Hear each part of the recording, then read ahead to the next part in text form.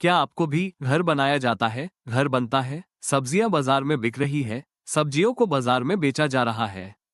ऐसे वाक्यों को बनाने में कंफ्यूजन होता है, या जब भी ऐसे वाक्य आपने बनाए हैं, गलत ही बनाए हैं, तो यह वीडियो आपके लिए है। और जिसको ऐसे वाक्य बनाना आता है, उसके लिए भी यह वीडियो है, क्योंकि इस वीडियो में डिटेल में ऐसे वाक्यों की स्टडी करेंगे। Hello, welcome back to my channel. आज की वीडियो बहुत ही खास होने वाली है, तो बिना समय गवाएं वीडियो शुरू करते हैं। यहाँ हम सभी वाक्य को टेंस के अनुसार ही देखेंगे, ताकि आपको अच्छे से समझ में आए। वो रोज दरवाजा खोलता है। दरवाजा रोज खुल जाता है। दरवाजे को खोला जाता है। ये तीनों प्रेजेंट इंडेफिनिट टेंस के सेंटेंसेस हैं। बारी बारी से अध्ययन करते हैं। वो रोज दरवाजा खोलता है। यह अफर्मेटिव सेंटेंसेस है, सीधा बन जाएगा। He opens the door every day. दरवाजा रोज खुल जाता है। ये भी अफर्मेटिव सेंटेंस है, पर यहाँ पर कोई करता नहीं, यहाँ काम खुद ब खुद हुआ है, तो इसकी इंग्लिश होगी the door opens every day. दरवाजे को खोला जाता है।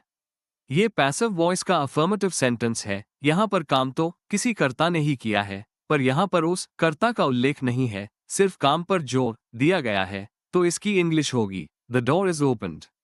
पैसिव वॉइस के इंग्लिश सेंटेंसेस में हमेशा मेन वर्ब का थर्ड फॉर्म ही यूज होता है। देखते हैं। नेक्स्ट, राम कार चालू कर रहा है। कार चालू नहीं हो रही है। कार को चालू किया जा रहा है। ये तीनों वाक्य प्रेजेंट कंटिन्यूअस टेंस के हैं। अब देखते हैं इनको बारी बारी से। राम कार चालू कर रहा है। यह अफर्मेटिव सेंटेंस है, तो इसको सीधा बनाएंगे तो इंग्लिश होगी Ram is starting the car. Car चालू नहीं हो रही है। डेली लाइफ में ऐसे वाक्य बहुत बोले जाते हैं। दरवाजा खुल नहीं रहा है, पंखा चल नहीं रहा है आदि। इन वाक्यों में काम खुद ब खुद नहीं हो रहा है, तो इंग्लिश होगी the car is not starting. Car को चालू किया जा रहा है। ये पैसिव वॉइस का सेंटेंस है। ये काम किसी कर्ता द्वारा ही किया जा रहा है, पर यहाँ पर कर्ता का उल्लेख नहीं है, सिर्फ काम पर जोर दिया गया है, तो इंग्लिश होगी the car is being started. जब भी पैसिव वॉइस के कंटिन्यूअस सेंटेंसेस की इंग्लिश बनाते हैं, तो रहा रही के लिए बीइंग का यूज होता है और ठीक बाद मेन वर्ब का थर्ड फॉर्म यूज होता है, जैसे सेंटेंसेस में देख सकते हो।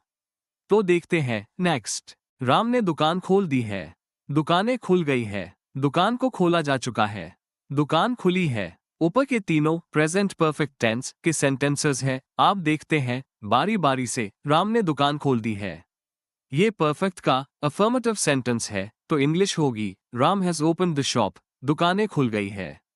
डेली लाइफ में ऐसे बहुत से सेंटेंसेस बोले जाते हैं, जैसे चेयर टूट गई है, बेट खो गया है, जिसमें काम कोई कर्ता के द्वारा होने का उल्लेख नहीं होता, सिर्फ काम पर जोर दिया गया है, तो इसकी इंग्लिश होगी द शॉप्स हैव ओपन्ड। दुकान को खोला जा चुका है।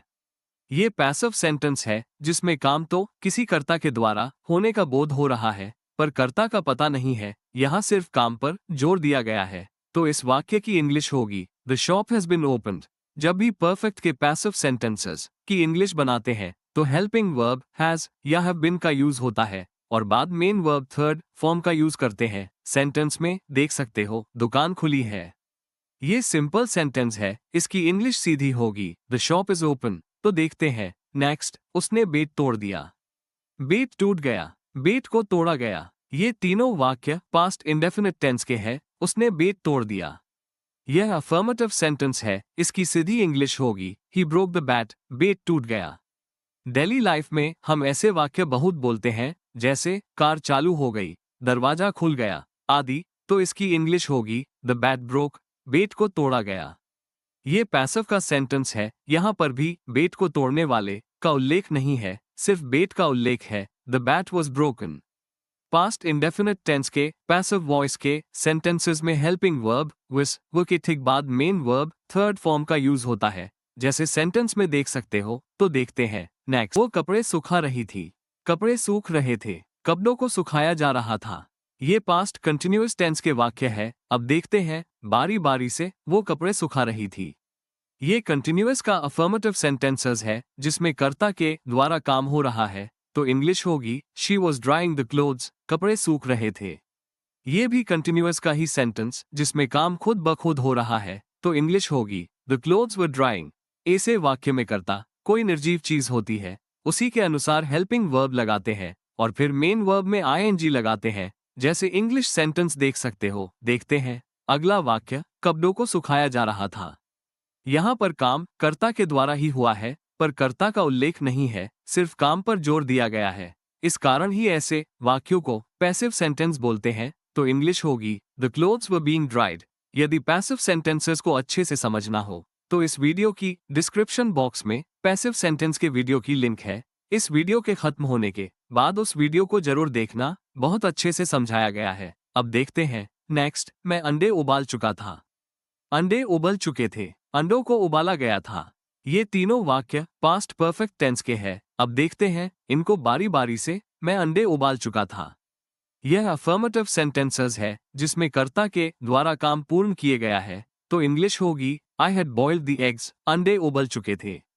डेली लाइफ में हम ऐसे बहुत से सेंटेंस बोलते हैं जैसे जीन्स फट गई है, बेड टूट चुका है आदि। इन सब वाक्य में काम तो हुआ है, पर काम खुद ब खुद हुआ है। तो इसकी इंग्लिश होगी द एग्स हैड बॉइल्ड। यहाँ सभी नियम पास्ट परफेक्ट टेंस के अफर्मेटिव सेंटेंस के ही लगेंगे। जैसे वाक्य में देख सकते हो अंडों को उबाला गया था।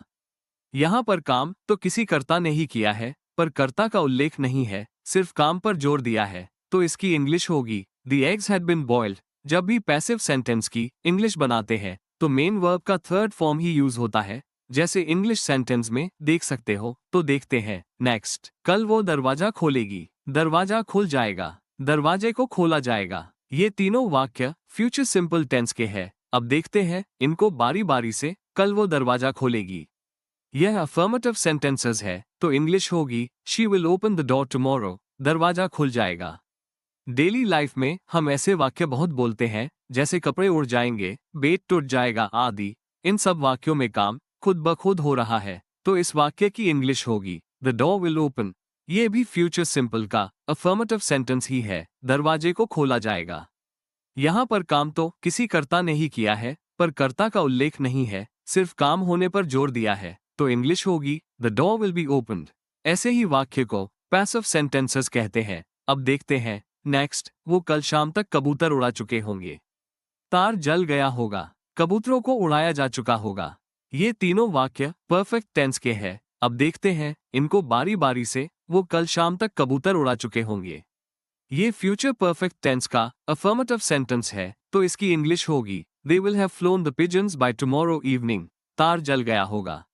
ऐसे वाक्य भी हम डेली लाइफ में बोलते हैं जैसे बेड टूट गया होगा, जीन्स फट गया होगा आदि। तो इसकी इंग्लिश होगी the wire will have burned. तो देखते हैं अगला वाक्य, कबूतरों को उड़ाया जा चुका होगा। ऐसे वाक्य में कोई काम कर्ता द्वारा ही होगा, पर कर्ता का उल्लेख नहीं होता है, सिर्फ काम पर जोर दिया जाता है। तो इंग्लिश होगी the pigeons will have been flown. अब हम ऐसे वाक्य देखेंगे जो हमेशा लोगों द्वारा गलत बनाए जाते हैं। घर बनाया जाता है या घर बनता है, इन दोनों वाक्य की इंग्लिश एक जैसे ही बनेगी। A house is being built. चाय बनाई जा रही है या चाय बन रही है। तो इन दोनों की इंग्लिश होगी टी इज बीइंग मेड। सब सब्जियों को बेचा गया है या सब सब्जियां बिक गई है। तो इन दोनों वाक्य की इंग्लिश बनाएंगे the vegetables have been sold. ऐसे हम सभी टेंस के वाक्य को इंग्लिश में बना सकते हैं, जैसे कल सब्जियां बाजार में बिक रही थी या कल सब्जियों को बाजार में बेचा जा रहा था। तो इन दोनों की इंग्लिश भी एक ही होगी, vegetables were being sold in the market yesterday. अगर हम कल सब्जियां बाजार में बिक रही थी की English vegetables are selling in the market बनाएंगे तो गलत हो जाएगी। क्यों गलत हो जाएगी यह भी देखो। जो हमने टेंस अनुसार सेंटेंस पढ़े थे उसमें जो वर्ब को यूज किया था वो सब वर्ब एम्बर ट्रांजिटिव वर्ब्स थी, जिसके कारण ऐसे सेंटेंस बनाना आसान हुआ था। एम्बर ट्रांजिटिव वर्ब्स क्या होती है, इसके 2 डिटेल वीडियो की लिंक डिस्क्रिप्शन बॉक्स में है। इस वीडियो के खत्म होने के बाद वो वीडियो जरूर देखना, बहुत अच्छे से समझाया गया है। और अभी जो वर्ब यूज हुई है वो एम्बर ट्रांजिटिव वर्ब्स नहीं है।